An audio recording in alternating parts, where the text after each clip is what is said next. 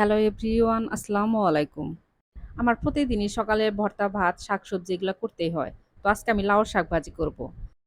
আমার সকালে ভাত রান্না করতে হয় এইজন্য যে ছেলে স্কুলে যায় সকাল ১০ টার সময়, তো আসে ৪ টার সময়। আবার যেদিন স্কুল বন্ধ থাকে সেদিন আমি সকালে রুটি বানাই। রুটি খেয়ে গেলে তো আর সারাদিন থাকতে পারবে না। আমি যে লাউর শাকগুলা ভাজতেছি, এই লাউর পাতাগুলো অনেকটাই টাটকা ছিল।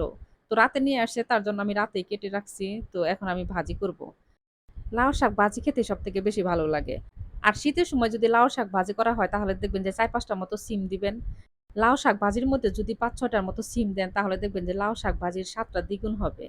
তো লাউ শাক ধুয়ে পরিষ্কার করে নেওয়া হয়ে গেছে। এখন আমি প্যানের মধ্যে দিয়ে দিব। লাউ শাকের মধ্যে আমি লবণ দিয়ে এখন আমি ঢাকনাটা ডেকে সিদ্ধ করে নেব। যেহেতু এখানে লাউ শাকের ডাঁটা আছে, ঢাকনাটা ডেকে দিলে কি লাউ শাকের ডাঁটা আর লাউর পাতাগুলা তাড়াতাড়ি সিদ্ধ হয়ে যায়। কয়েক মিনিট পর আমি ঢাকনা উঠিয়ে নিয়েছি। লাউর পাতার নিচ থেকে একদম পানি শুকিয়ে গেছে। আর লাউ শাকের ডাঁটাগুলা, পাতাগুলা একদম সিদ্ধ হয়ে গেছে। তো এখন আমি নামিয়ে নিব। আর লাউর পাতাগুলা কিন্তু একদম শুকনা, শুকনা করে ভাজতে হবে। পাতার মধ্যে যেন কোন রকম পানি না থাকে। তো এখন আমি প্যানের মধ্যে সয়াবিন তেল দিয়ে দিব। তেলের মধ্যে আমি ৫-৬ টা শুকনা মরিচ ভেজে উঠিয়ে নিব। শাক মানেই হয়েছে শুকনা মরিচ।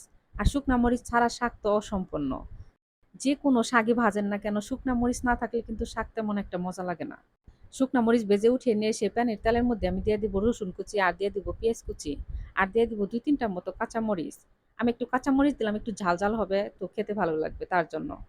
পেঁয়াজ রসুন হালকা বাদামি কালার করে ভেজে নিয়ে তেলের মধ্যে দিয়ে দিব। লাউ শাক, পেঁয়াজ রসুন ফোড়নের মধ্যে দিয়ে যদি সাথে, সাথে নামিয়ে ফেলেন তাহলে কিন্তু ভাজিটা তেমন একটা খেতে ভালো লাগবে না। তেলের মধ্যে দেওয়ার পরে আরো ৩-৪ মিনিটের মতো ভেজে নিবেন। তাহলে দেখবেন যে তেলগুলা শাকের মধ্যে ঢুকবে আর ভাজি অনেক ভালো হবে, খেতেও ভালো লাগবে। তো দেখতে, দেখতে আমার শাক ভাজা হয়ে গেছে। এখন আমি নামিয়ে ফেলবো। সবাই ভালো থাকবেন। আল্লাহ হাফেজ।